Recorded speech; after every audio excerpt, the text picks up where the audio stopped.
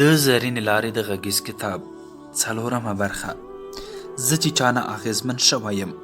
یوه ورځ راته مارټین بوبر ډیره په زړه پورې او ګټوره خبره وکړه. د ویل د انسان اصلي ژوند یې له لیدنو یعنی ملاقاتونو راپیل کیږي. زه د دې خبرې په معنا پوه شوم.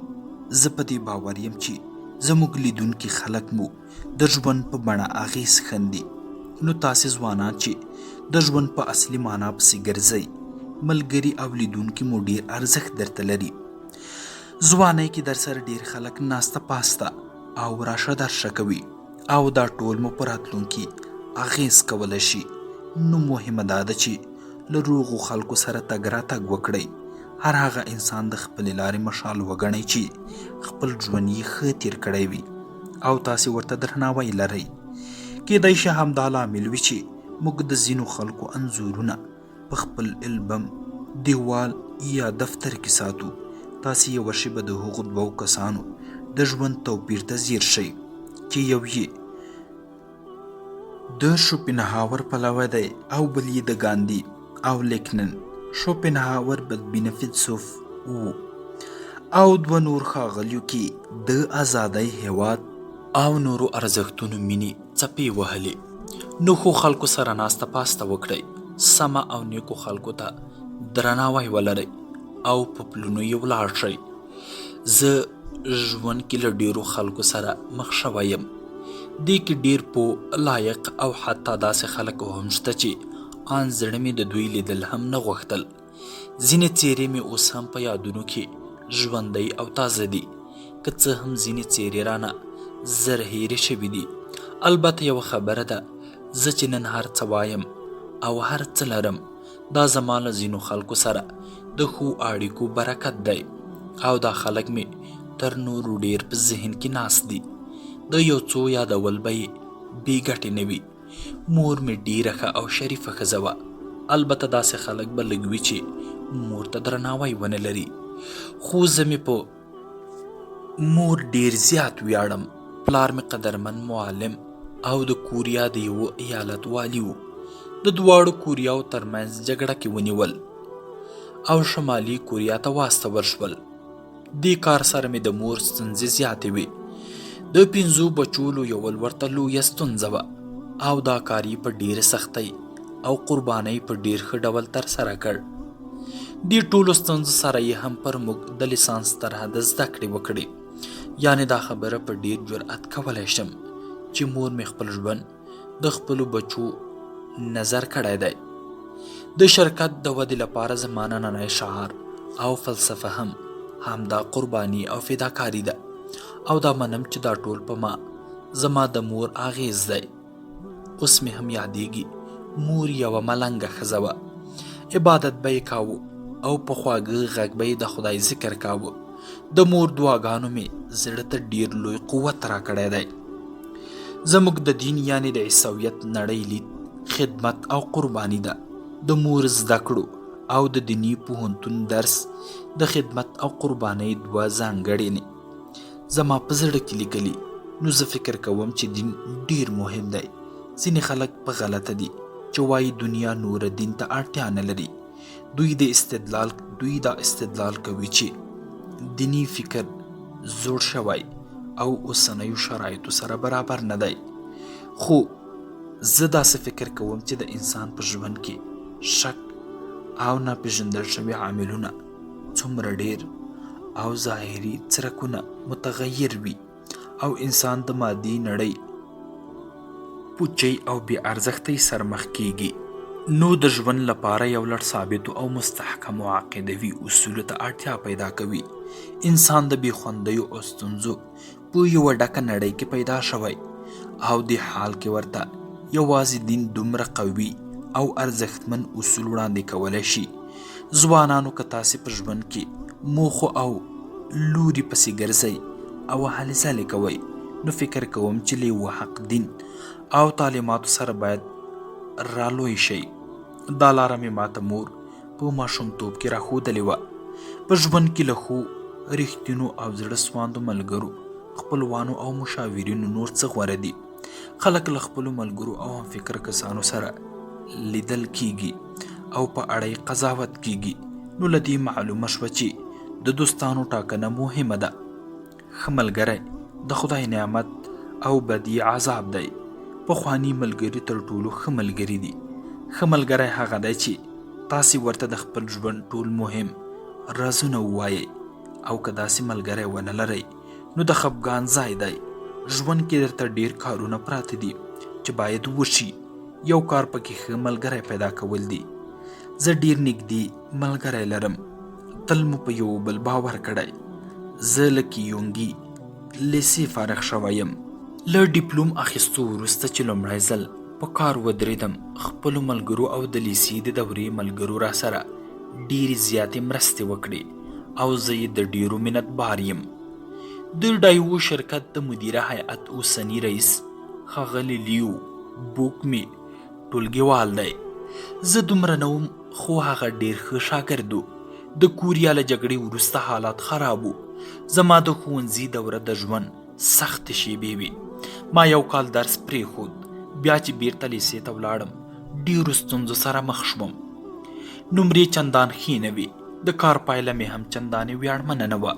خو څومره چې د لیسې وروستیو کلونو ته رسېدم نمرې مې د ممتازو شاګردانو کچې ته رسېدې، او دا ټول زما د ماشومتوب د ملګري لیو بوک برکت و. زه به درس ویلو لپاره د کوټې ته ورتلم.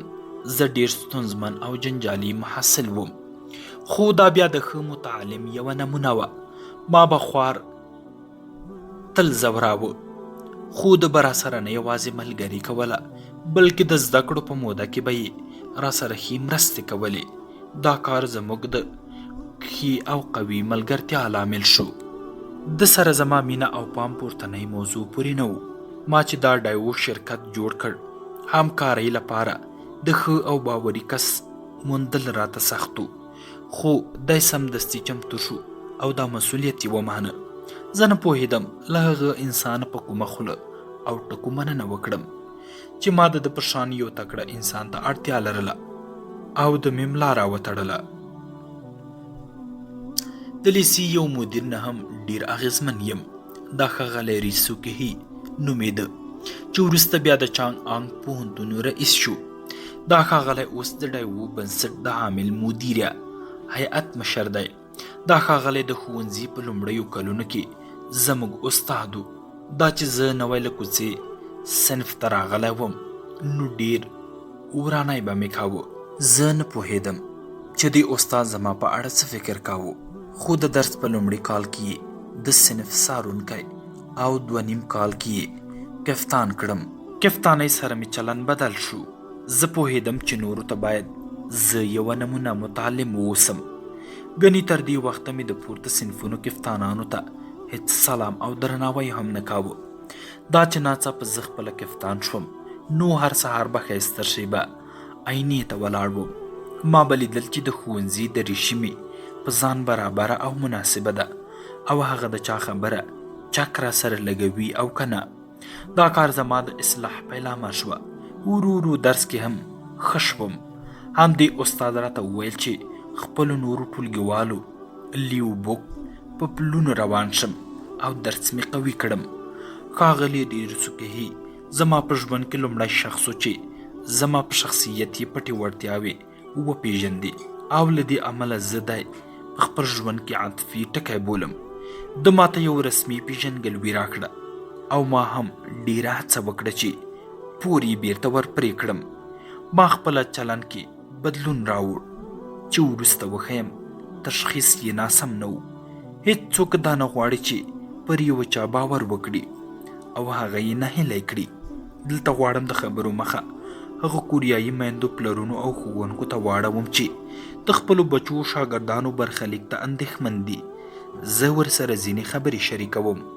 ټول زده کوونکي او محصلین ښه شاګردان نه دي. ځینې یې بیا یوازې ستونزې او سرخوږی جوړوي.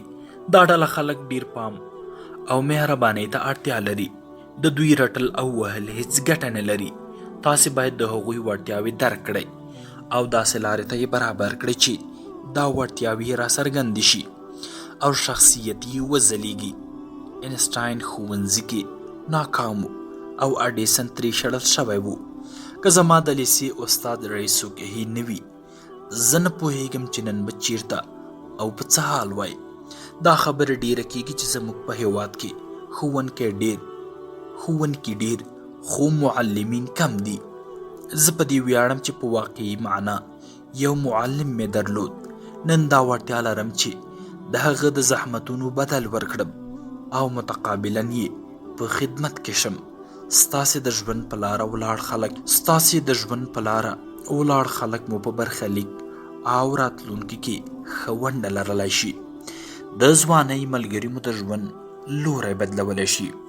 زه اوس دې ته اندېښمن یم چې د کوریا او نړۍ ځوانان د چا په لاره روان دي او څوک د زړه له تله مني. ژوند کې باید ډیرو خلکو سره مخ او په ډیرو لارو ولاړ شئ، بختور شئ. داسې خلکو سره مخ شئ چې ارزښت او وړتیاوې یې ولرئ. تاسې یې په علم او عقایدو باور وکړئ او له تجربو یې ګټه واخلئ. ژوند د الګوګانو د تشخیص او قضاوت په زړه پورې لاره ده. وګورئ په میز یا د کوټې په دیوال مو د چا انځور زړېدلی دی.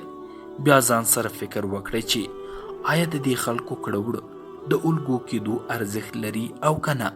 9 تر 5 5 تر 9 نړۍ له قیمتي شیانو ډکه ده. کور، ځمکه، مالونه، کار او نور پکې راځي. خو په ټولو کې ارزښتمن شی وخت دی. وخت لکه روانې اوبه بیرته نه راګرځي. د وخت تېرېده هر څه بدلوي. وخت نه ساتلی او نه راګرځولی شو. له وخت ستر جنجالي نشته. دا وروستی ګټونکی یعنې فاتح دی. اوس یوه شیبه ده او چې واوښته اوس په تیر بدلیږي. تیرېدل او راتلل وخت زیږوي او همدا حرکت وخت دومره قیمتي کوي. تاسې هر وخت کولی شئ چې نوی کار پیل یا پیسې وګټئ، خو وخت هیڅکله نشي تسخیرولی. د ځوانانو یوه ستونزه دا ده چې د وخت قیمت ډیر زر هیروي. ځواني هغه موده ده چې تاسې پکې مخکې ډیر وخت لرئ، نو ځکه درته د لږ وخت ضایع کول چندانې زیان نه ښکاري. خو تل داسې نه وي. وخت داسې دی لکه له لیندۍ وتلی غشی. له لیندۍ وتی غشی نه راګرځي. زه په همدې ټینګار کوم چې وخت نه راګرځي. دلیل یې دا دی چې له لیندۍ غشی ووځي نو ډیر تیز مزل کوي او په همدې مزل د سترګو په رپ کې پناه شي. څو کاله مخکې ډایو شرکت یو نوی شعار جوړ کړی. دې شعار د شرکت حقیقي روحیه ښودله. لیک یې داسې و چې موږ په دې شرکت کې له 3 شیانو دریغ نه لرو: وخت، ستړیا او هڅه. دې شعار کې موږ رښتیا هم د وخت ارزښت په ګوته کړی دی. د هر سړي بریا او ماته په دې پورې اړه لري چې له وخت څنګه ګټه اخلي. هر سړی کولی شي چې په یو کار کې نسبي بریا ترلاسه کړي، خو که څوک له وخته ژوره ګټه واخلي د کار کمیت او کیفیت به یې څو ځله ښه وي. د وخت مصرف د پیسو تر مصرفه ډیر سخت دی، ځکه پیسې انسان هر وخت ګټلی شي خو وخت نه راګرځي. اورېدلي به مو وي چې ځینې کسان ډیر وخت لري او حتی سر ټکوي چې څه پکې وکړي. داسې مسایل که په ځانګړي ډول ځوانان څرګند کړي نو ډیره سخته ده. کارونو ته مې ټوله ورځ کفایت نه کوي. ځینې وخت به مې ویل چې کاشکې شپه او ورځ د 4 ساعتونو پر ځای 10 یا 40 ساعته وای، ځکه ماته وخت ډیر قیمتي دی. ځینې وخت د کور دفتر په لاره مخ په ځان پاک وچوم او ځینې وخت خو آن سهارنۍ هم په موټر کې خورم. زما ډیری وخت په بهرنیو سفرونو تیریږي او سفرونه مې دومره ډیر دي که د نړیوالو ریکارډونو په کتاب کې د سفر برخه وي نو ډاډه یم چې نوم به مې د لیست په سر کې راتلی. زه د الوتکو بدلولو سره حساسیت لرم، ځکه د وخت ضایع کولو څخه بیزاره یم. په تیروتنه ناسمه الوتکه کې کېناستل عموما وخت ضایع کوي او یوه یا 2 بسته ورځې له منځه ځي. که امکان یې وي زیاتره د شپې پروازونو کې ځم، ځکه دې سره وخت سپموم. د پرواز په موده کې ښه خوب او آرام کوم او سبا نوي کاریکتونو ته ښه چمتو کیږم. ځینې وخت په پرواز کې کتاب لولم یا له بېلابېلو څانګو را استول شوي راپورونه ارزوم. جاپان راته نږدې دی او د اړتیا پر وخت ډیر ورځم. لکه څنګه یې چې ګورئ ټول سفرونه د منظم پلان له مخې کوم. څوک چې بې هدفه بهرني سفرونه کوي زه ورته حیرانېږم. خو تر دې بده یې لا دا چې خلک خپل وخت بې ګټې تیر کړي. موږ به ډایوو شرکت کې د ځانګړي رسم او رواج تابع یو او زیاتره اداري ناستې په رسمي اداري وخت کې نه کوو. زموږ ناستې یا جلسې له رسمي اداري وخته مخکې یا وروسته وي. دې سره په اسانه کولی شو چې د څانګو له مشرانو سره په 7 بجو کینو. زه خبر شوی یم چې زموږ د ډایوو شرکت کارکوونکي دغه کار له شوخۍ سهارنۍ دعا بولي. دا په دې معنا ده چې موږ په ډایوو کې وخت ته د ارزښتمن توکي په نظر ګورو او درناوی یې کوو. د ډایوو په نننۍ بریا کې یو مؤثر لامل د وخت درناوی او سمه کارونه ده. که څه هم د ډایوو فعالیتونه د نورو مختلطو شرکتونو په پرتله ځنډني پیل شوي، خو بیا هم د 2 عاملو ځوانۍ او وخت د دې شرکت په بریا کې لویه ونډه لرلې ده. د ځوانۍ له لحاظه موږ پنځمونکي وو او په نړۍ کې د خپلو فعالیتونو پراختیا ته مو په قاطع نظر کتل. بلاخره شرکت د پام وړ پرمختګ وکړ ځکه موږ ټول د وخت په ارزښت پوهېدلي وو او په عین وخت کې د شرکت ودې او بریا لپاره هر ډول قربانۍ ته تیار وو. په وروستیو 22 کلونو کې زموږ د شرکت بریا او پرمختګ ته خلکو د یوې معجزې په سترګه کتل. ځینې بیا په دې چټک پرمختګ شکمن وو، خو دې خلکو ته باید ووایم چې زموږ پرمختګ یوازې په 22 کلنه نیټه کې مه حسابوئ، ځکه موږ په دې 22 کلونو کې د نور شرکتونو په پرتله 2 چنده کار کړی. نور خلک به د سهار له 9 د ماښام تر 5 بجو کار کوي، خو دې شرکت اپوټه د سهار له 5 د شپې تر 9 بجو کار کړی. د ډایوو د پیل لومړۍ ورځې مې یاد دي چې د شپې له 12 د سهار تر 4 بجو به ګرځ بندیز وو. هغه وخت به موږ عموما له اداري وخت وروسته ناستې کولې چې زیاتره وخت به یې د شپې تر ناوخته دوام کاوه او موږ به له مجبوریته په یوه نږدې مېلمستون کې شپه کوله. موږ ډېر زیار ویستی او د نورو شرکتونو 2 چنده کار مو کړی. نو موږ چې په 22 کالو کې څومره کار کړی او بریاوې مو ترلاسه کړي دي، په قوي احتمال ویلی شم چې د نورو شرکتونو له 44 کلن کار او پرمختګ سره برابر دي. دا یو شرکت باید دومره پرمختګ کړی وای، البته که یې نه کاوه لامل به یې دا و چې د کار او فعالیت بڼه یې ناسمه وه. یوه شوه روز یعنې شپه او روز ټولو ته 24 ساعته دی، خو توپیر دا دی چې څوک ترې څنګه کار او ګټه اخلي. یو کس په یوه شوه روز کې د نورو په پرتله 3 چنده کار او مطالعه وکړي، په دې معنا ده چې له نورو 3 ورځې مخکې دی. نو مهمه موضوع د فعالیت بڼه، له وخت کافي ګټه او په ژوند د هغه مثبت اغیز دی. له وخته په هوښیارۍ ګټه واخلئ، هر شی به یوازې یو وار راځي، ځکه نو ډیر ارزښت لري. تر ټولو مهمه دا ده چې ځوانۍ کې وخت ډیر قیمتي دی. حتی ویلی شم چې د بوډاتوب له وخته 3 یا 4 چنده قیمتي وي. په ځوانۍ کې له وخته ګټه اخیستنه ستاسې د ژوند تګلاره او معیار ټاکي. سنګاپور یو وار له وخته د ګټې اخیستنې بڼه په دې صورت سنجش او ارزیابي کړه. دی په دې نظر و چې د انسان ژوند په کافي اندازه اوږد دی. که انسان له خپل وخته سمه ګټه واخلي، عمر به یې دومره اوږد وي چې دی پکې لویې لاسته راوړنې لرلی شي. خو که د انسان عمر عبث تیر شي او هیڅ موخه ونه لري، د څو ورځو په تیریدو به پوه شي چې د ژوند بدلولو فرصتونه یې له لاسه وتي دي. سینکا په دې نظر و چې د انسان ژوند لنډ نه دی، خو موږ یې په ضایع کولو لنډوو. انسان په هڅو او هلو ځلو ډېرې پیسې ګټلی شي، خو که د ساتنې لپاره یې کافي وخت ونه لري، ښایي په څو شیبو کې له لاسه ورکړي. بل کس ښایي لږې پیسې ولري، خو که پام ورته وکړي او دا لږې پیسې تر ډېره وخته وساتي، ښایي وخت یې ارزښت ورزیات کړي. دغه اصل د وخت په اړه هم سم دی. په هر صورت د انسان ژوند له دې ډېر ارزښتمن دی چې عبث تیر شي. تاسې د نه تللو شیبو راګرځولو ځواک لرئ او خپل ژوند بیرته له سره کولی شئ. ځوانۍ کې باید پوه شئ چې له وخت او فرصته څه ډول ګټه واخلئ. ستاسې د ځوانۍ 1 ساعت وخت ښایي په دې عمر ډیر اغیز ولري چې زه ورته رارسېدلی یم. که چیرې د کوریا دې شعر ته وګورئ چې وایي خوښ اوسئ چې ځوان یې خوښ اوسئ. بیا چې بوډاګان شولئ دا خوښي به نه مومئ، نو زما عمر ته چې رارسئ ډیر سر به وټکوئ. په ډایوو کې زموږ تجربې ته وګورئ. په ځوانۍ کې خپل راتلونکي ته پانګونه وکړئ او خپل وخت په ډیره هوښیارۍ او ځیرکتیا وکاروئ.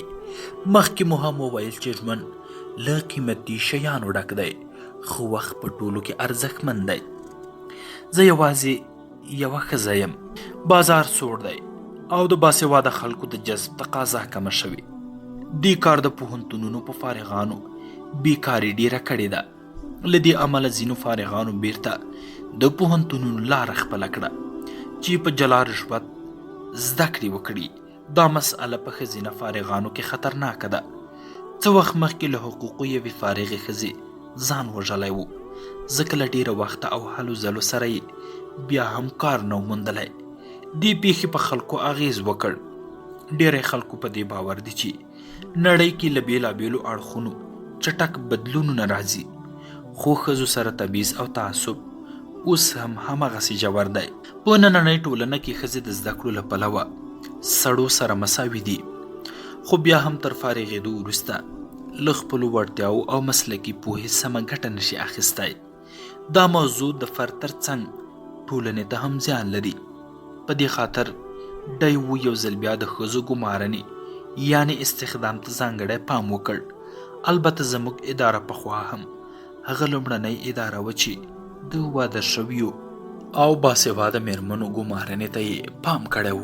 ځینې حتی د څانګو تر ریاسته ورسېدې او 12 میرمنې په ساختماني پروژه کې د کار کولو لیبیا ته واستول شوې. دې ته په کتو ځینې مواردو کې دا ښه ګمان کېدای شي چې کوریا کې نسبي بریا یو څه وده کړې ده. زه چې ځوانان وایم د ښځې او نر ترمنځ توپیر ته پکې قایل نه یم، خو اوس مې زړه غواړي چې د کوریا ځوانې ښځې مخاطبې کړم. ښځې او نر دواړه ګډې ځانګړنې لري. ښځې په تاریخ کې له نر سره اوږه په اوږه د نړۍ د لوړو ژورو مسؤلیت په غاړه اخیستی او په ټولنه کې سړیو سره له ورته لږ تر لږه تیوریکي فرصتونو برخمنې شوي دي. البته له بده مرغه کوریایي ټولنه داسې نه ده چې نن په څو دلیله کوریایي ټولنه کې د ښځې ونډه محدوده پاتې او دوی له خپلو رښتینو نوښتونو، وړتیاو او قوت نه سمه ګټه نه ده اخیستې. لومړی دلیل دا دی چې زما فکر ته راځي زاړه افکار او رواجونه دي. د دې له مخې خاوند یعنی میړه د کورنۍ بهرنی غړی ګڼل کیږي، یعنی دا هغه څوک دی چې له کوره بهر فعالیت کوي. سرچپه ښځه بیا د کورنۍ داخلي غړی ګڼل کیږي، یعنی دوی یوازې په کور کې دننه کار یا فعالیت کوي. نو په دې خاطر د کور یا په سنتي ټولنه کې ښځه باید په کور دننه وي. د دې ترڅنګ کور یایي ټولنه پلار سرې حاکمه ده. ښځو یې په ټولنیزو چارو او مسؤلیتونو کې د مداخلې مناسبه فضا نه ده ترلاسه کړې. دا موضوع د کار د تنزل لامل شوې ده. خو زه فکر کوم کوریایي ټولنه کې پلار سرې په ټولنیزو مسؤلیتونو کې د میرمنو د کمیدا اصلي او یوازینی لامل نه دی. پر دې سربیره ځینې نور مهم عوامل هم شته او زه په دې هیله یم چې کوریایي میرمنې به ورته پام وکړي. د زرینې لارې د غږیز کتاب 5مه برخه. البته د کوریایي ښځو ستونزې د ټولنې په ټولنیزو ځانګړنو پورې اړه لري، خو زه په دې نظر یم چې کوریایي ښځې لا تر اوسه نرانو غوندې مسؤلیت اخیستو ته چمتو نه دي. ډیری ښځې په لاشعوري ډول داسې فکر کوي چې له فراغت وروسته به 2-3 کاله کار او یا بیا واده کوي. دوی فکر کوي چې وروستی تمځای واده دی، خو کار د دې لارې په منځ کې لنډه دمه ده، ځکه نو په خپل کار او مسلک کې د پرمختګ لپاره چندانې هڅه نه کوي. زه هیله لرم چې تاسې به د دې بحث د دوام په اړه فکر وکړئ. د ګمارنې په معامله کې 6 میاشتې یوازې په دې تیریږي چې کارمن له خپل کار سره بلد شي، یعنې د کار 6 لومړۍ میاشتې د هر کار روزنیزه دوره بللی شو. معمولا چې یو څوک نوی وګمارل شي تر بشپړ مسؤلیت اخیستو پورې 2 کاله اوړي. په همدې 2 کالو کې ښځې ته د کار پرېښودو او کورنۍ جوړولو فکر پیدا کیږي. نو موږ دا تمه نشو کولی چې یوه اداره دې ګنې د دې فکر لرونکي کارمند ته ډیر زړه ښه کړي. 1984 میلادي کال ډایو شرکت د ښځینه فارغانو ګمارنه پیل کړه او مرکې یې ما خپله اخیستې. مرکه کې پوښتنه وشوه چې له واده وروسته کار ته زړه ښه کوئ. 90 سلنه میرمنو مثبت ځواب راکړ، خو 15 کاله وروسته له 300 ښځو یوازې 1.5 سل پاتې وې. البته زما په نظر دا شمیر هم نسبي ودې ښکارندویي کوي. موږ په 1972 او 1970 کلونو کې د ښځو ګمارنې په برخه کې ځینې تجربې وکړې. په هغه وخت کې ښځو عموما داسې فکر کاوه چې تر واده به کار کوي او له واده وروسته به دنده پرېږدي. دې موضوع ته په کتو موږ له دې وروسته د ښځو ګمارنه بیخي بنده کړه. خو وروستیو بدلونونو ته په کتو د یوې صنعتي ادارې د مشر په توګه تاسې ته څو خبرې لرم، ځکه زه په دې باور یم چې تاسې هم نرانو غوندې د دې ټولنې د ودې او پرمختګ مسؤلیت لرئ.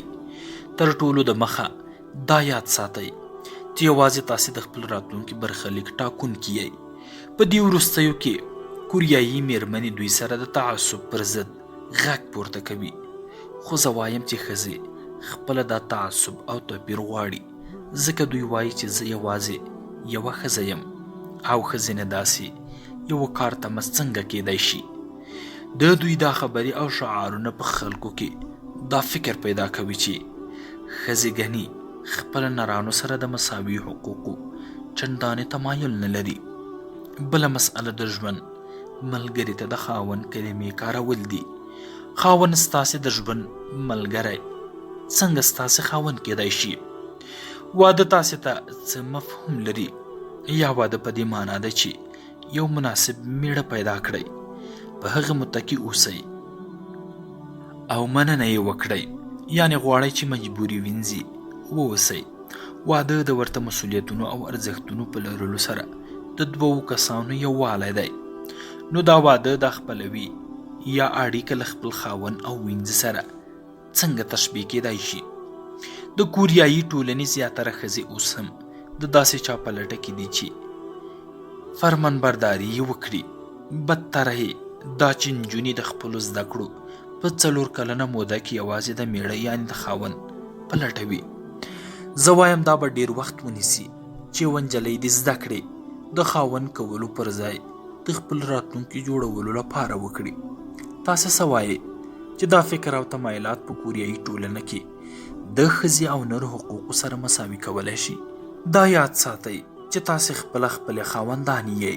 له ښځیتوب او سړیتوب ورهاخوا موږ ټول د ځینو ګډو ځانګړنو لرونکي یو. د دې ځانګړنو اصل او اساس دا ده چې موږ ټول د خپل ژوند او برخلیک خاوندان یو. تاسې ځان له د خپل ځان حاکم او خاوند یئ. خاوند، مور، پلار او بچی مو ستاسې حاکمان نه دي. البته د دې خبرو کول آسانه، خو عملي کول یې سخت وي. کارګر هغه څه کوي چې بادار یې ورته وایي. په دې توګه ژوند لږ آسانه وي. خو که څوک خپل بادار یا خاوند شي نو خپله په کارونو پسې ګرځي او بادار یا خاوند مسؤلیتونه د په خپله غاړه وي. زه له ځوانو کوریایي ښځو غواړم چې د خپلې ودې او پرمختګ لپاره دې کار او مسلک ته دوام ورکړي. تل فکر وکړئ چې خاوند یا بادار یې، ځکه دا طبیعي فکر دی چې پاتې بحث کې تاسې ټولې نه راځئ. خو ځینې ښځې چې څنګه له زده کړو فارغې شي څه یې چې زده کړي وي بیرته یې هیر کړي، ځکه دوی ځان خپل نوي بادار یا خاوند ته سپاري. په دې توګه هغه هر څه له لاسه ورکوي چې زده کړي یا یې شخصیت وده کړې وي. تاسې څنګه ځان داسې بې ګټې او بې ارزښته کولی شئ؟ د هر سړي شخصي وده او پرمختګ د ده په زیار او هلو ځلو پورې اړه لري. خو مهمه دا ده چې تاسې خپلو موخو او روښانه راتلونکي ته څنګه رسېدای شئ.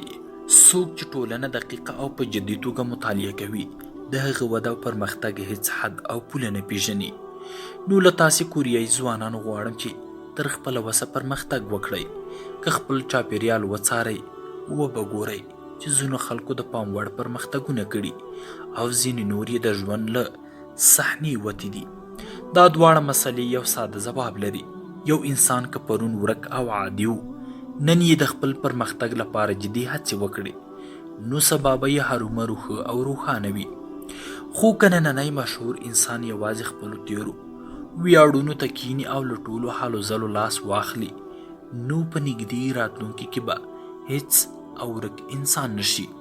مهمه موضوع ستاسې د ښځینه شخصیت وده ده، یعنی دا چې له زده کړو او واده وروسته د خپل شخصیت وده او پرمختګ مه ودروئ. خپل شخصیت او مطالعې ته ارزښت ورکړئ او پرله پسې د نویو پدیدو او امکاناتو په لټه کې شئ. دا د ښایسته ښځو ځانګړنه ده چې په رښتیا ښایسته ښځې هغوی دي چې د خپل پرمختګ لپاره هلې ځلې کوي. په رښتیا ښایسته ښځې او سړي هغوی دي چې له ژونده خوند اخلي او تر خپلې وسې د ودې او پرمختګ هڅه وکړي. زه غواړم هغو ښځو سره څو نورې خبرې هم شریکې کړم چې غواړي له خپلو پټو وړتیاو او قوتونو په مؤثره توګه کار واخلي. تاسې باید خپل کار ته مسلکي لید وګورئ. خپل مسؤلیتونه په انفعالي توګه مه منئ او یوازې هغه کار مه کوه چې له تاسې یې تمه کیږي. تر اوسه کوریایي ښځو خپل کار او مسلک سره همداسې چلن کړی او په همدې خاطر ډیری ادارې د دوی ګمارلو ته چندانې زړه نه ښه کوي. که غواړئ چې د سړیو غوندې چلند در سره وشي، نو باید فعاله کار وکړئ او مسؤلیتونه ومنئ. لږ تر لږه د یو نر په کچه ښه کار باید وکړی شئ. که تاسې خپل کار او مسلک سره داسې چلند وکړئ، ادارې مو له ګمارنې سره هیڅ ډول مخالفت نه کوي. دا کار په ټولنه کې ستاسې پر ضد حاکم ټولنیز سنتي تعصبونه له منځه وړلی شي. په ملګرو ملتونو او حتی نور اسیایي ملتونو کې ښځې د څانګو تر ریاستونو د شرکت عامل مدیریت او مدیره هیئت مشرۍ ته رسیدلی دي. داسې خلک د خپلو مسلکي تجربو او پراخه وړتیاو پر مټ خپله ټولنه کې پراخه نفوذ پیدا کولی شي. زه داسې هیڅ دلیل نه وینم چې له مخې یې دې د کوریایي میرمنو وړتیا تر دې میرمنو کمه وي. اصلي موضوع کار او مسلک سره د کوریایي میرمنو چلند دی، ځکه زموږ میرمنې کار یا دندې ته د واده د یوې لارې یا دمې په سترګه ګوري. که تاسې همداسې فکر کوئ او خپل کار ته په غیر فعال ډول ادامه ورکوئ، نو تاسې خپل ځان سره د شته تعصب او تاوتریخوالي لامل یئ. د ځان واکمنې اوسئ. تر خپله وسه هڅه وکړئ چې وړتیاو او مهارتونو ته مو وده ورکړئ. د مسلکي خبرتیاو په لټه کې واوسئ، ځکه پلار سره ټولنه کې ځان سره د تعصب او تاوتریخوالي ختمولو یوازینۍ لاره همدا ده. که داسې وکړئ، د ټولنې متعصبو سړو او تیرو نسلونو ته به دا ثابته کړئ چې د کوریایي ښځو په اړه د دوی فکر ناسم و. د مرغانو پنجره. دا مې ویلي او وایم چې نن چې څه لرم د کوریا د جګړې برکت دی. جګړې وي، بدبختۍ وي، او زه د دې کوریا جګړو له برکته په ماشوم عمر کې د ژوند له سختو سره مخ شوم. بیا چې را زلمکی شوم، زده کړې او کورنۍ ساتل هم دواړه زما مسؤلیت شو. دې کار متوجه کړم چې د ژوند له ناکامیو، خفګانونو او بلاګانو سره د مبارزې لپاره خپلې وړتیاوې څنګه راټولې او تقویه کړم. ژوند دومره اسانه هم نه دی. د دې لپاره درته د بودا له لومړنیو تعلیماتو یو راوړم. د دې تعلیماتو له مخې د نوي ژوند سختي، کړاو او نړۍ د ستونزو او خفګانونو سیند دی. ژوند نه سیقل شوی وجود او نه د سرو ګلو توشک دی. حتی که ژوند د سرو ګلو څادر نغاړلی وي، بیا هم دا مه هېروئ چې د سرو ګلونو لاندې تیره اغزې هم شته دي. که د ګل له اغزې ویریږئ، بریا نه مومئ. بریا د هغو وده چې د ګل په ډنډر له ولاړو اغزو نه ویریږي. د نننیو تقریبا ټولو بریالیو خلکو دا بریایي د پرونیو سختو او کړاوونو ثمره ده. دوی پرونی شپه د ګلونو په بستر نه ده تیره کړې. نو دا خبره بې دریغه کوم، د کوریا پرونی جګړه له ما نننی انسان جوړ کړی. دې ته پام کوئ چې سختي په ژوند کې مثبت اړخونه پیدا کوي. زه په دې موضوع ډیر نه پوهیږم، خو حقیقت دا دی چې په ژوند کې ښې شېبې د ستونزو او کړاوونو له منځه راوتي دي. ژوند چې ښه روان وي، د ټولنې خلک خپل کار او پرمختګ ته دوام ورکوي. که تاسې په ورته حالاتو کې نور غوندې پرمختګ نشئ کولی، په ځان کې باید د خپل وروسته پاتې والي دلیل ولټوئ. مثلا د پوهنتون یو محصل فرض کړئ چې په خپله وړتیا ډاډ او باور لري، خو د پوهنتون په لومړیو کلونو کې چندان زیار نه باسي او په اوسط نمرو قناعت کوي. البته ځان سره وایي چې په وروستي کال به خپله پوره هڅه کوي. دی فکر کوي چې که وروستی کال کې هڅه وکړي نو په ښه درجه به پوهنتون نه فارغ شي. خو تاسې څه فکر کوئ چې عملا به دا کار وشي؟ دا په یاد ساتئ، کوم محصلین چې په لومړي کال کې ډیر درس وایي، په وروستي کال کې به هم خپلو هڅو ته دوام ورکوي. اوس که نوموړی محصل په اخري کال کې د نورو کلونو په پرتله 2-3 چنده هڅه وکړي، بیا هم د پخوا په نسبت ښې نمرې نشي اخیستی. که ډیره زیاته هڅه هم وکړي، ښایي همغه خپله منځنۍ فیصدي وساتي، تر دې یې نشي زیاتولی. تاسې لپاره د هڅو مناسب وخت هغه دی چې ټولو له هلو ځلو لاس اخیستی او له حالاتو نه هیلې شوي وي. دې وخت کې بریا د هغه چا ده چې جدي هڅې یې کړې وي او په خپلو ټولو پټو وړتیاو خبر وي. تاسې باید پوه شئ چې د خپل ژوند بحران څنګه په مثبتو بریاو واړوئ او ګټه ترې واخلئ. موږ د بحران څرګندولو 2 کلمې کاروو.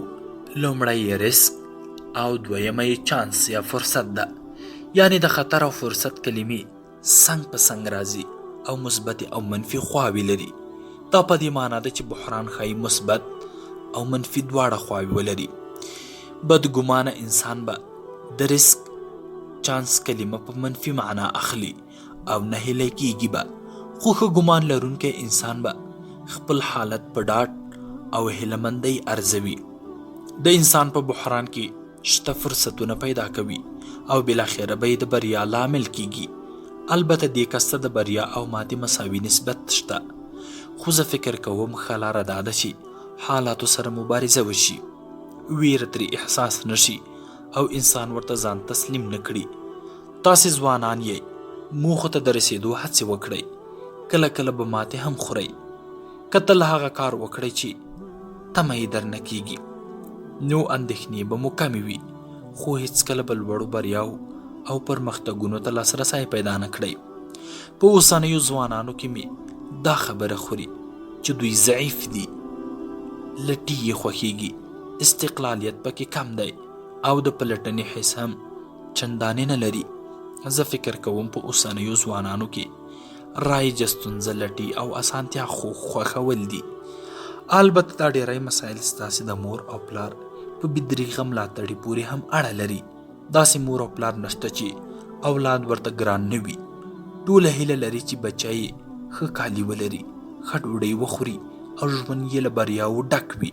خو تر ټولو هوښیاري یې هغه دی چې د خپلو بچو راتلونکي ته ځانګړی پام او ورسره مینه لري. دوی په همدې دلیل ځان اړ ګڼي چې ځینې روزنیز ټکي مراعات کړي. یو ټکی بچو ته د پاملرنې څرنګوالی او کچه معلومول دي. هر بچی ته چې مور او پلار ډیره مینه ورکړي، زړه یې نری کیږي. دا کار له یوې خوا دوی له اروايي او شخصي پلوه ضعیفه کوي او له بلې خوا یې د ژوند له ستونزو سره د مبارزې قوت راکموي. مور او پلار د بچو رټل نه خوښوي. نننیو کورنیو کې بچي له 3-4 ډیر نه وي، نو اوس ژوند هم د پخوا په پرتله ښه او اسانه شوی دی. مور او پلار هم بچو سره د مینې ښودنې نوې لارې چارې پیدا کوي. که تاسې مور یا پلار نه یې، په هغه احساس نه پوهیږئ چې مور او پلار یې د اولاد رټلو پر وخت لري. خو مینه باید داسې وشي چې مور او پلار د بچو راتلونکی د دوی د رټلو تر درده لوړ وګڼي.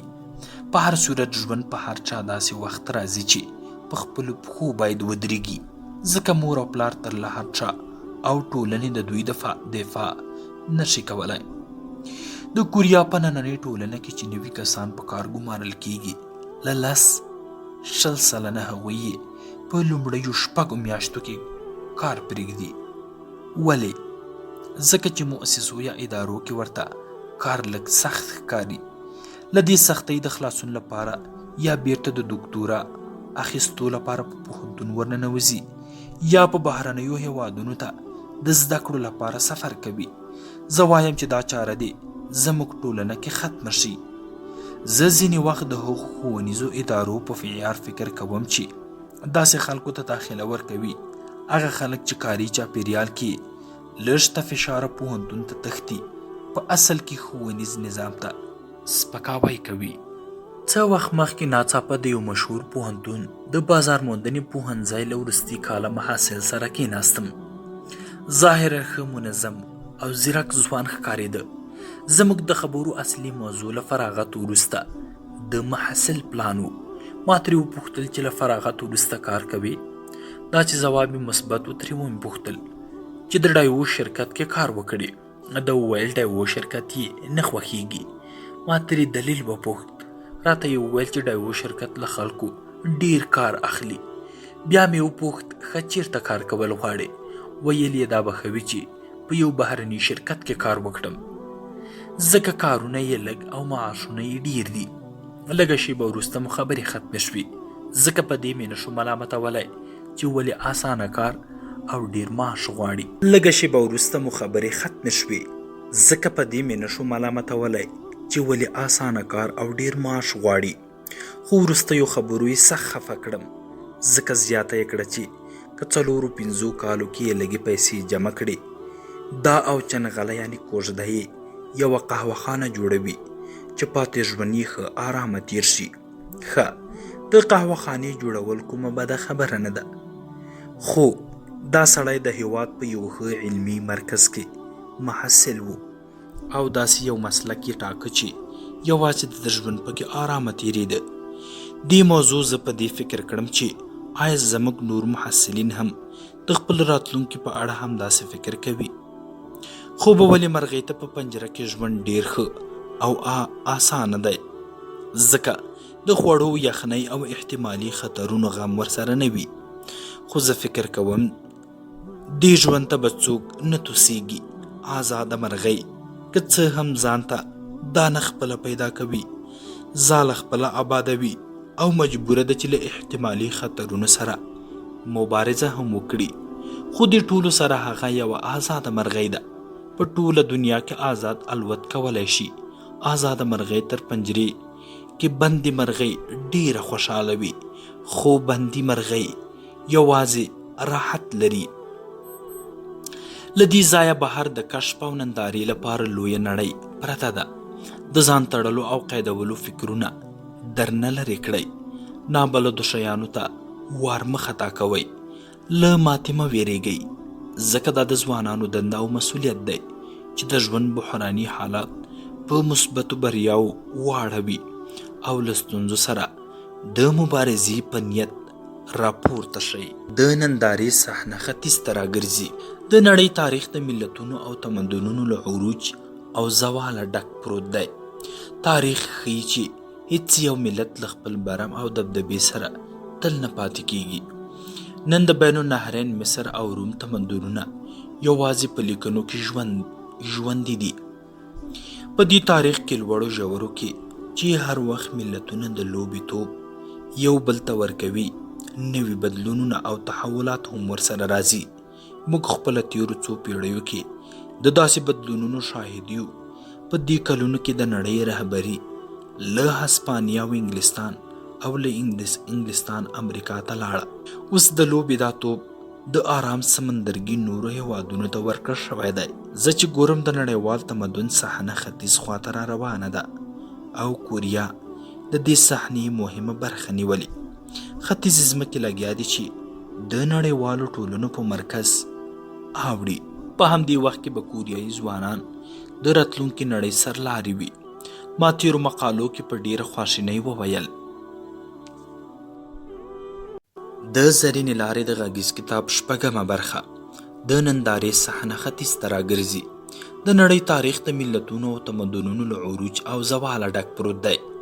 تاریخ ښیي چې هیڅ یو ملت له خپل برم او دبدبې سره تل نه پاتې کیږي. نن د بین النهرین مصر او روم تمدنونه یوازې په لیکنو کې ژوندي دي.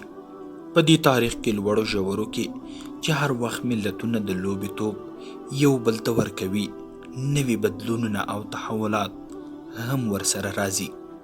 موږ خپله تیرو څو پیړیو کې د داسې بدلونونو شاهد یو. په دې کلونو کې د نړۍ رهبري له هسپانیا، انګلستان او له انګلستانه امریکا ته لاړه. اوس د لوبې دا توپ د آرام سمندرګي نورو هیوادونو ته ورکړل شوی دی. زه چې ګورم د نړیوال تمدن صحنه ختیځ خواته را روانه ده او کوریا د دې صحنې مهمه برخه نیولې ده. ختیځې ځمکې لګیا دي چې د نړیوالو ټولنو په مرکز اوړي. په همدې وخت کې به د کوریایي ځوانانو د راتلونکي نړۍ سرلاري وي. ما تیرو مقالو کې په ډیره خواشینۍ وویل چې زموږ همزولی نسل د مخ پر ودې کوریا وروستی نسل و او تاسې ځوانان به د پرمختللي کوریا جمهوریت لومړی نسل یې. ځکه درته زه یو څو خبرې کوم. د پرمختللي کوریایي جمهوریت د لومړي نسل په توګه د نړیوالې ټولنې رهبري ستاسې مسؤلیت دی. نو که څوک مخ په وده کوریا کې په زیږېدو خفه وي او وایي چې اروپا یا امریکا کې زیږېدلی وای، له سره دې پرې فکر وکړي. ځکه زموږ هیواد پرمختللو هیوادونو ته بیخي ورنږدې شوی دی. د غرب د ماښام ستوری چې راښکاره شي، لوېدلي لمر به بیرته په ختیځ کې څرک را ووهي. نو تاسې باید شکر وباسئ چې کوریا کې زیږېدلي یئ، ځکه د دې ملت تاریخ او هلې ځلې موږ پرمختللې نړۍ ته ورننه باسي. اوس تاسې ووایئ چې کوریا کې په زیږېدو ولې خفه یئ. 20 کاله مخکې زموږ خلک غریب وو او په نړیواله کچه یې لږ شان او نفوذ هم نه لاره. موږ د کوهي چنګښي وو. خو زموږ نسل په دې ناوړه حالت لاس بری شو او داسې یو قوي اقتصاد یې رامنځته کړ چې په نړیوالو بازارونو کې یې هم مخکې دی. کوریا کې له شاهي نظامه 15 قبل میلاد څخه تر 688 میلاد وروسته دا لومړی ځل دی چې موږ په نړۍ کې د یو متحد ملت په توګه را څرګندېږو او دا زموږ په هیواد کې د منځوي پاچا سابقه له منځه وړي. زموږ هیواد د خپلې بقا لپاره بهرنۍ نړۍ ته خاصه پاملرنه کړې ده. دا چې کوریا ته نفوذ له مخې بنګلادیش او تایوان پسې په 3م نوبت کې ده او هیڅ ډول طبیعي سرچینې نه لرو. نو بې له دې بله چاره نشته چې له خپلو پولو بهر سترګې ونیسو. نن نړۍ سره زموږ د اړیکو یوازینی دلیل دا مسئله نه ده. موږ چې څومره پرمختللې نړۍ ته نږدې کیږو، هغوی مو هم دومره ځان ته ورنږدې کوي. اوس به ځوان کوریایان د راتلونکي نړۍ په سرلارو کې ځای ومومي. تاسې ځوانان باید قوي ارزښتونه ولرئ. دا ارزښتونه باید له پرمختللې نړۍ سره منطبق وي، یعنی لوړ فکر او موخې باید ولرئ او په دې لاره کې به نویو راتلونکو تحولاتو ته چمتو یاست. دا چې ستاسې نړیوال سیالان به مو ملګري نه وي، نو خپلې بالقوه وړتیاوې باید قوي کړئ او په خپله چاپیریال کې شته حقایقو ته سترګې پرانیزئ. دا په یاد ولرئ چې امریکایي ځوانان ستاسې ستر سیالان دي او غواړي چې د راتلونکي نړۍ اتلان او رهبران شئ. په دې خاطر تر نیمو شپو جدي مطالعه کوئ او په خپلو کمپیوټرونو ګوتې وټومبئ. ناپېژانده سیالان مو اصلي سیالان دي. دا چې په نړۍ کې څنګه تر نورو مخکې شئ، څو خبرې درته کوم. تاسې باید بهرنۍ ژبې زده کړئ چې بیلابیلو ملتونو سره اړیکې جوړې کړئ. په انګلیسي باید روانې خبرې وکړئ او په نورو ژبو کې لکه چینایي، فرانسوي، روسي، الماني، هسپانوي او نورو خپله جاله پورې باسئ. که داسې ونه کړئ د خپل هیواد له هوایي ډګره په وتو بړانده چرګان شئ. دا به ډیره ښه وای چې نور ملتونو کوریایي ژبه زده کړي، خو زه ډاډه یم دا څنګه چې په نړۍ کې زموږ واک خپریږي، داسې ورځ به راځي چې د نړۍ ډیری خلک به کوریایي ژبه زده کوي. خو دا چې زموږ دا ارمان به ډیر وروسته پوره کیږي. نو زه په دې باور یم چې کوریایان باید د بهرنیو ژبو په زده کړه کې ډیرې هڅې وکړي چې په نړیواله صحنه کې فعال حضور ولري. دویم پړاو کې په موټر او کمپیوټر پوهیدل ډیر اړین دي. تاسې باید د هر ډول حالت سره مبارزې لپاره چمتو یاست، ځکه ناڅاپي پیښې هر وخت کیدای شي او راتلونکو کلونو کې به موټر او کمپیوټر پوهنه ډیره اړینه وي. وګورو چې څو وروستیو کلونو کې کوریا کې د موټرو بازار ښه او دا پرمختګ به همداسې روان وي. نږدې راتلونکي کې به همداسې کمپیوټر ته هم اړتیا لرو او دا به زموږ د کور، ښوونځي، پخلنځي او ټول کاري چاپیریال اړتیا وي. نو په کمپیوټر باید پوه شئ او یو بل ته یې ولېږدوئ. تاسې باید له عصري نړۍ سره یو ځای کېدو لپاره د دې شیانو اړتیا درک کړئ. په نړیواله صحنه کې د بریا لپاره بله وسیله په ځان د باور وړتیا ده چې هر فرد او هر وضعیت سره به مبارزه کوئ. د کوریایانو وړتیا او ټکنالوژي هر پرمختللی ملت سره د قیاس وړ ده. زه د هغو شرکتونو او کارکوونکو ډیر اغیزمن یم چې سودان، لیبیا او نورو افریقایي هیوادونو کې خپلې پروژې ښې معرفي کړي. دوی له امریکایانو، جاپانیانو او نورو سوداګرو په ګډه پروژو کې پر ځان ښه باور ښودلی. زه فکر کوم که یو انسان وکړی شي په افریقا کې خپلې وړتیاوې عملي کړي، د نړۍ په هر ځای کې په همدې قوت او شوق کار کولی شي. زه تر ټولو ښه پلورونکی لومړی د افریقایي او اسیایي هیوادونو لپاره ګمارم، ځکه زما په نظر دا د نړۍ تر ټولو سختې سیمې دي. دې ځای کې له څو کاله تجربې وروسته بیا دا خلک اروپا، امریکا او یا نورو صنعتي هیوادونو ته لیږم، ځکه زه په دې باور یم چې څوک له دې سختو شرایطو سره ځان برابر کړي او ماموریت وکړي، دا د نړۍ په هر کونج ماموریت کولی شي. په دې وروستیو کې زیاتره خلک د نړۍ ځینې پدیدې د لویو تمدنونو او کلتورونو د انحطاط عوارض بولي او تاریخ ښیي چې دا اصل د نړۍ په ټولو کلتورونو او تمدنونو کې وو. دې عوارضو د ټولنو خلاقیت ضعیفه کړی، اخلاقي مخ پر زوړ کړي او خوشحاله اوسو فلسفي په ټوله نړۍ کې سر راپورته کړی. موږ دا زیاتره پدیدې د پرمختللو ټولنو ځانګړې ناروغي بولو. د نړۍ ډیرو خلکو په امریکا کې د دې عوارضو او پدیدو په اړه مستقیما خپله اندېښنه څرګنده کړې. په دې کې شک نشته چې موږ باید د نړۍ له پرمختللو هیوادونو علم او صنعت را زده کړو، خو زه یې د مضرو او منفي کارونو د منلو پلوی نه یم. له بده مرغه زموږ کوریایي ځوانان د لویدیځ چلن بې له کوم قید و شرطه مني، خو زه فکر کوم تاسې ځوانان د بې ګټې چلندونو او طریقو تقلید ته هیڅ اړتیا نه لرئ. دا سمه ده چې تر اوسه دې ملتونو د نړۍ په صحنه کې د رهبرۍ ونډه لرلې، خو دا یاد ساتئ چې له دې وروسته به ورو ورو دا ملتونه له اصلي صحنې وځي. څو وروستیو لسیزو کې موږ د لویدیځ د موډرنیزم صنعتي کولو او لویدیځوالۍ په تقلید اخته وو، خو اوس له ختیځه لمر په راختو دی او د لویدیځ د ماښامنۍ ستوري د پیروۍ اړتیا نشته. دا هیوادونه نور زاړه شوي او پر ځای یې موږ نوي ځوانان یو. نو که موږ له دې زاړه تقلید کوو، د نړۍ د رهبرۍ پر ځای به مو دوی سره سمه صحنه سمه پرې ایښې وي.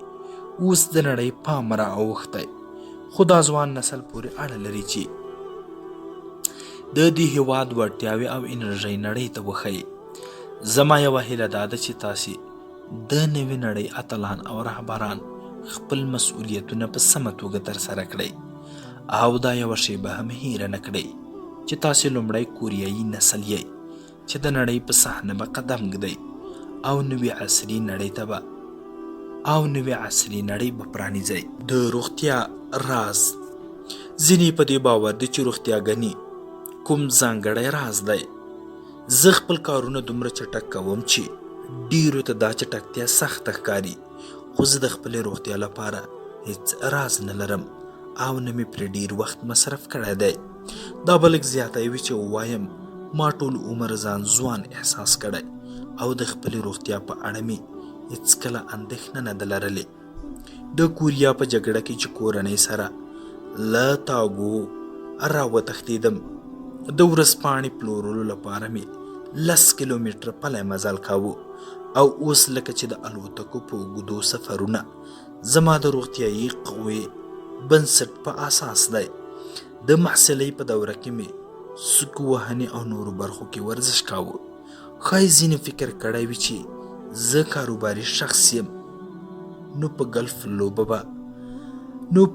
لوبه به هم ګنې پوهیږم، خو ما تر اوسه د ګلف هغه ډنډې ته لاس هم نه دی وروړی. نه مې کله ګلف ته وخت پیدا کړی او نه مې دا لوبه د یو منظم ورزش په توګه ګڼلې ده. ما ته دا په زړه پورې وه. د توکو توشیو صنعتي تشکیلاتو جاپاني بنسټګر کتاب مې ولوست چې د هم د ګلف په اړه ماته ورته احساس درلود. یوه ورځ ورته کار کوونکي ویلي وو راځه چې ګلف وکړو. ده ورته ویلي وو چې زه دې ته حیران یم، تاسې ولې دې سره دومره مینه لرئ چې یو وړوکی توپ په یوې وړوکې کوتې یا ډبلي یا کندې ته اچوئ. بیا یې زیاته کړه چې د یو صنعتي شرکت اداره تر ګلف ډیره په زړه پورې ده. دا عبارت دقیقا زما د احساس انځورګري ده. که د تفریح او ساعتیرۍ خبره شي نو ګلف به زما د لیست په وروستیو کې راشي، ځکه زه چې له کاره کوم خوند اخلم هغه تر دې ټولو ډیر دی.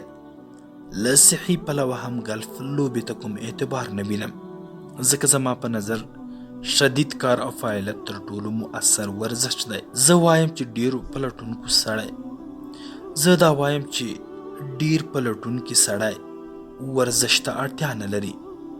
په جیم کې چې د خلکو ګڼه ګوڼه وینم ځان سره وایم دا خلک خپل وخت په دې دلیل ضایع کوي چې بل ځای کې ګنې خولې نشي څڅولی. کوریا کې د جیمونو او سوناګانو شمیر مخ په زیاتېدو دی. دا په دې معنا ده چې زموږ ډیرو خلکو خپلې روغتیا ساتنې لپاره ورزش ته مخه کړې ده، خو زه تر اوسه نه پوهیږم چې دا خلک ولې خپلې روغتیا او بدن روزنې لپاره دومره پیسې لګوي. که څوک راته ووایي چې ستا روغتیا راز په څه شي کې دی، ورته به ووایم سخته هڅه. زه د ډیرو فعالیت له لارې د اړتیا وړ مناسبه انرژي ترلاسه کوم او په دې هم پوهیږم چې ستړي کوونکي کارونه ښایي تر یوه بریده روغتیا ته زیانمن وي او سرچپه خوندور او په زړه پورې کارونه انسان ته خوښي او انرژي ورکوي. نو خپل کار په پوره شوق او ذوق سره کوئ او دې سره به رښتینی خوشحاله او لذت احساس کړئ. په کار ځای کې خولې څڅول په جیم کې له خولو څڅولو ډیر ارزښت لري. سخت کار او فعالیت زما د روغتیا راز دی. ما مخکې هم وویل کار زما لپاره یوه تفریح ده. اوس یې دا دی ښکاره وایم چې کار او کوشش زما د روغتیا راز دی. فکر کوم د روغتیا دویم لامل مې مناسبه تغذیه او بیلابیل خواړه دي. زه ټول عمر متعادل پرهیز یعنی رژیم کوم. زیاتره وخت زر ډوډۍ خورم. که هڅې او پلټنې مو ډیرې وي اړ یې چې ډوډۍ زر وخورئ. دا چې زه د نړۍ زیاتره سیمو ته تللی یم نو بیلابیل خواړه مې هم خوړلي دي. پخوانی متل دی چې ښه خواړه ښه وقایه ده. زه په دې باور یم که څه سم او مناسب خواړه وخورم د روغتیا لپاره درملو او سون سپیرکۍ ته اړتیا نه لرم. نو هر ډول خواړه ښه په خوند خورئ، خو که د خوړو په اړه لږه سختي وکړئ نو د نړۍ ډیرو سیمو ته سفر نشئ کولی. بهرنیو سفرونو کې باید له بیلابیلو خلکو سره مخ شئ او د ملګرتیا او ټولنیزو اړیکو پاللو لپاره باید بیلابیل خواړه وخورئ. که افریقا ته ځئ افریقایي خواړه باید وخورئ. که منځني ختیځ ته ورځئ د پسه غوښه به خورئ. حتی که خواړه مو په زړه نه وي بیا هم هڅه وکړئ چې ویې خورئ. زه فکر کوم دا د ملګرو موندلو تر ټولو غوره او ښه لاره ده. دا کار حاله ډیر ارزښت پیدا کوي چې تاسې غواړئ خپل تولیدات وپلورئ. ځینې وخت ښایي په یوه شپه 2 میلمستیاوو ته وبلل شم. داسې وخت کې هڅه کوم چې له دواړو شپنیو ښه خوند واخلم. د خوړو په اړه مې هیڅکله هم سختي نه ده کړې. زه فکر کوم د رنګارنګ خوړو خوړلو او بیلابیلو خلکو سره ناستې پاستې په نړیوال ډګر کې زما پر بریا مثبت اغیز کړی. البته زه په دې پوهیږم چې څوک باید د زریانې چټک ډوډۍ خوړلو ته راونه بلل شي. خو دا چې زما تل تادي وي نو چټک خواړه خوړل راته ډیر ښه دي. د ډایو شرکت کارکوونکو سره چې ډوډۍ خورم هغوی لا نیمایي ته نه وي رسېدلي چې ما ځان موړ کړی وي. ما سره چې څوک سفرونه کوي هغوی هم را سره عادت شوي دي. لکه د ناپیلون په اړه چې ویل کیږي 8 دقیقو کې به یې غرمنۍ او 12 دقیقو کې به یې شپنۍ خوړله. له دې ښکاري چې په تاریخ کې ډیری وخت د بوخت خلک ډوډۍ خوړلو ته ډیر وخت نه ورکوي. د دې بحث اصلي موضوع خواړه نه دي. اصلي موضوع دا ده چې خلک روغتیا ساتنې لپاره سوڼ سپیرکۍ خوري، ورزشي ټولګیو ته ځي، خو دا کار بې له دې هم کیدای شي. زما شخصي فلسفه دا ده چې موږ د ورځنیو کارونو او عادتونو په مرسته هم ځان روغ رمټ ساتلی شو. نړۍ کې نن سبا ډیری خلک خپلې بدني روغتیا ته ډیر پام کوي، خو زه په دې اروايي روغتیا هم ټینګار کوم. روغه اروا مهمه ده. دا چې قوي بدن روغتیا لامل دی، کیدای شي یو وخت هم دا فکر د یوې اروايي ناروغۍ لامل شي. دا فکر ښایي تاسې داسې یو ځای ته ورسوي چې اوبه به وایې ودرېدل او مقاومت له بدني قوت ګټه اخیستل دي. خو زه وایم همدا فکر هم ستاسو ژوند بربادۍ خواته وړي. ځکه روغ بدن هله ارزښت لري چې روغ ذهن ورسره مل وي. سره له دې چې زه د یوه صنعتي ادارې بنسټګر یم، خو دا وایم چې د انسان اروا له بدنه ډیره مهمه ده. د صنعتي ادارې د بنسټګر موخه دا نه ده چې دی دې سرب شي. وږی سقراط هم نه غوښتل چې موړ او شتمن سقراط دي شي. موږ باید د هغه ټول اقتصادي فعالیتونه په کلکه رد کړو چې د نفس د عرضه او د خېټې د راوتو یعنی د لویدو لامل کیږي. مادیاتو ته پام تر هغه وخته مهم دی چې د ټولنې له روح او روان سره سم وي. ګنې یوازې بدن پالل به طبیعت او انساني ذهن ته په زیان ثابت شي.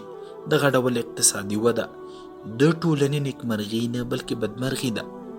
زه دا منم چې سالم بدن د روغې اروا لپاره مهم دی، خو دا چې روغ ذهن او عقل انساني ارزښتونه کنټرولوي نو زه د اروا روغتیا ته په بدني روغتیا لومړیتوب ورکوم. نن سبا خلک له اړتیا زیات د خپلې روغتیا په فکر کې ډوب دي.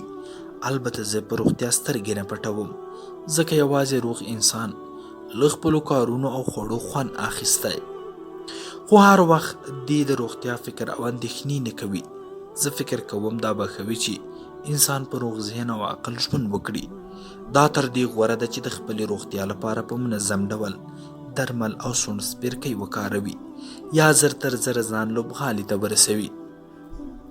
ټولنه چې پرمختګ وکړي خلک د مادیاتو ته ډیر پام کوي او خپله روغتیا یې زیاتره وخت له یاده وځي. نن زیاتره خلک له بدني پلوه ښه روغ او غښتلي ښکاري، خو اروايي حالت یې د خوارانو ډیر خراب وي. که ستاسې اروا ښه نه وي په بدني روغتیا به څه وکړئ؟ لیوني انسان ته به یې ډکه خېټه څه ګټه ورسوي؟ چېرته مې لوستي وو ځوانان په دې نه پوهېږي چې له وخته څنګه ګټه واخلي، او بوډاګان بیا په دې اندېښمن دي چې څومره ژوند ورپاتې دی. کوم ځوانان چې فکر کوي ډیر وخت لري او په درنه سترګه ورته وګوري، نو زه وایم ځواني ملا پخوا له لاسه وتې ده. دا به بده نه وي که ووایم چې ځوانان د خپلې اروايي روغتیا په اړه فکر کوي او بوډاګان بیا د بدني وضعیت په قید کې دي. نو کوم ځوانان چې یوازې په بدني روغتیا بوخت دي دوی خپل ځواني ضایع کړې ده. کار د تفریح په توګه کال 315 ورځې دی او زه یې له 200 ډېرې په بهرنیو سفرونو تېروم. پر دې سربیره مې ډېری ورځې کورنیو سفرونو کې تېریږي. نو کورنیو سره د تېرولو لپاره لږ اوزګار وخت لرم. ځینې وخت خو لا د مېرمن او بچو څه چې خپله کلیزه هم رانه هېروي. زما کارونه او بوختیاوې ډېرې دي. زه پر دې خوښ یم او دومره خوند ترې اخلم چې ځینې وایي په کارګنې مین یم. د کار له پیله تر اوسه مې یوه ورځ رخصت نه دی کړی او نه مې یادېږي چې کورنۍ سره به ګنې چکر لپاره بهر غاړې ته تللی یم. البته له دې اړخه هېڅ ډول خفګان او پښیماني نه لرم. زه باور یم چې که د زړه له طرفه کار او فعالیت کې هڅې وکړم بریا مو حتمي ده. څوک چې له زړه هڅه کوي هېڅکله نه ماتیږي. ځینې خلک فکر کوي چې زما په شان بوخت او کارګر انسان به له کومې تفریح خوند اخلي. ښایي څوک دا درک نه کړي چې زه کار سره مینه لرم او له ډېرې مینې کله کله کار له تفریح سره ګډوم. زه وایم دا فکر به هغه خلک کوي چې د کار اصلي خوند یې نه وي څکلی. د هغه انسان ښېګڼې یې نه دي لیدلي چې ځان یې کار کې بوخت کړی او بالاخره دې خلکو هغه خوند نه دی لیدلی چې انسان یې له بریا او کامیابۍ اخلي. ځینو خلکو ته کار ستړی او له خفګانه ډک وي. د یوې سروې له مخې 23.5% کوریایي متعلمین د کار په اړه منفي احساس لري او کرکجن، ستړی کوونکی او ځورونکی یې بولي. بیا هغه خلک د دوی په نمایي دي چې د کار او مسلک په اړه مثبت فکر او احساس لري. زه فکر کوم ننني ځوانان کار او مسلک اصلي موخه نه ګڼي بلکې دا نور غوښتنو ته د رسیدو یوه وسیله بولي. د هغوی په حال خفګان پکار دی چې کار او مسلک یوازې د خېټې ډکولو وسیله ګڼي. په هغوی خو بیخي ژړا پکار ده چې په پخوا کې په ځوانۍ کې له کاره د خوند اخیستو او هیلهمندۍ پر ځای له خپل مسلکه ستړیا او خفګان احساسوي. کار د بریا، پرمختګ، شخصي ودې او ټولنیزې ښېګڼې وسیله ده. که څوک یوازې د مادیاتو ګټل بولي دا یې د کار او مسلک قانون ته سپکاوی دی. کار او مسلک دومره ارزښتمند دی چې یوازې له مالي لیدلوري یې نشو ارزولی. له خپله کار او مسلک سره مینه وکړئ او په خوښۍ یې ترسره کړئ. دا کار به مو د خوښیو او خوندونو چینه شي او همدا خوند بیا ستاسې بریا او سرلوړي 2 چنده کوي. دا خبرې د زده کړو په برخه کې هم سمې دي. محصلین باید په جدیت درس ووایي، ځان تر دې حده مطالعه او درس کې ډوب کړي چې نور خلک ووایي په درس مین شوی. تر اوسه مو د هغه محصل د سترګو ځلا ته پام شوی چې په درس او مطالعه کې ډوبې وي. دا محصل یو ځانګړی راښکون لري او زه فکر کوم هر څومره چې خپل کار کې همداسې ډوب شئ یو ځانګړې ځلا به کوئ. کار او مسلک د پیسو او زده کړې یوازې د نمرو او درجې لپاره نه دي. خلک باید له خپل کار او درسه بې حده خوند واخلي. دا ډیره بده ده چې یو محصل درس ته ځان اړباسي او تر دې بدۍ لا دا ده چې حتی په شین زور هم ځان درس ته نشي اړویستی. نو زده کړې اجباري دنده مه ګڼئ. که دا فکر کوئ بدل یې کړئ. لومړی زده کړې د ځان او هغه څه اړوند وګڼئ چې تاسې ورسره مینه لرئ. دا به درته درس خوندور او په زړه پورې کړي. دې ټکي ته پام سره باید تاسې زده کړې د ټولنیزو پرمختګ په برخه کې یوه پانګونه وبولئ.